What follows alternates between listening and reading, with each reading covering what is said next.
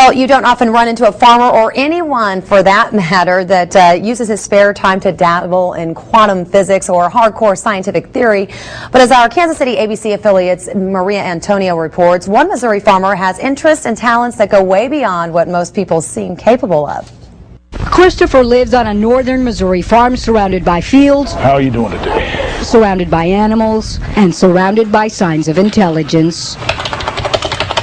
For decades, he has worked on a theory, but if you see what he writes, how much of his cognitive theoretic model of the universe would you understand? My theory is a mapping or correspondence between the language of thought and the real world. Act 2, The Smart Guy. In 1999, ABC aired a story on Chris. They sent him to a neuropsychologist. Hello, Chris.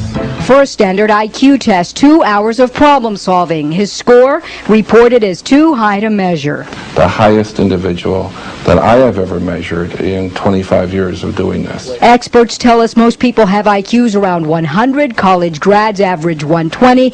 Above 130 qualifies for membership in Mensa. Chris's estimated IQ has been reported at 195. According to statistics, only 1 in 100 million people have a score at that level. I like to maintain a little bit of modesty because it's healthy to do that. It's not healthy to get a big head. But from the time he was a little kid, Chris says he knew. They skipped me a few grades early. So I started suspecting that I was different then. Despite smiles and photos, Chris explains growing up smart and poor got him beat up in school and at home. In my family, it was not politically correct to be a genius. My stepfather didn't like, they used to tell me all the time, nobody likes a smart ass. So he got into bodybuilding to fight back.